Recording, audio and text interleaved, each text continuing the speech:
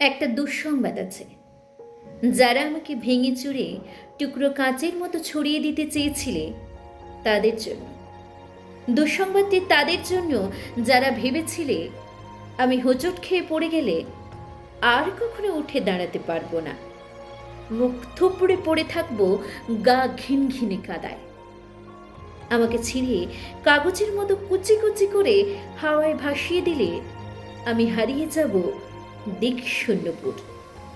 যে আমাকে টেনে হিচড়ে নামিয়ে নিতে চেয়েছিল অতলান্তিক বিষাদ সমুদ্রে, ডুবিয়ে দিতে চেয়েছিলে এক পৃথিবী বিবর্ষায়।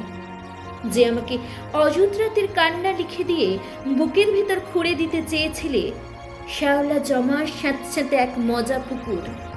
যে আমাকে দুঃখ দিয়ে পুড়িয়ে শেষে উড়িয়ে দিতে চেয়েছিলে ছাইয়ের মতন, তাদের জন্য দুঃসংবাদ। আমি এখন পাখির মতন। আবার ছিঁড়ে কুচি কুচি করে ভাসিয়ে দিলে এখন আমি ডানা মেলে আকাশে উড়তে জানি। কাটা যায় না, ভাঙা যায় না। আমি এখন জলের মতো ভেসে যেতে যেতে হঠাৎ জলোচ্ছ্বাসে ভাসিয়ে দিতে আমিও জানি ছড়িয়ে থাকা টুকরো কাঁচের শরীর থেকে দুফলা এক ছুরি হতে। এই যে মানুষ দুঃখ দিতে দুঃখ ভীষণ, সেও জানুক আমি এখন হাসতে জানি।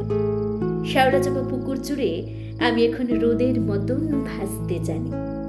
প্রস্থানের গল্প লিখেও ইচ্ছে হলেই আবার ফিরে আসতে জানি। আমি এখন পুড়ে যাওয়া ছাইয়ের ভেতর জেগে ওঠা ফিনিক্স পাখি। আমি এখন মৃত্যু নিড়ে বাঁচতে জানি।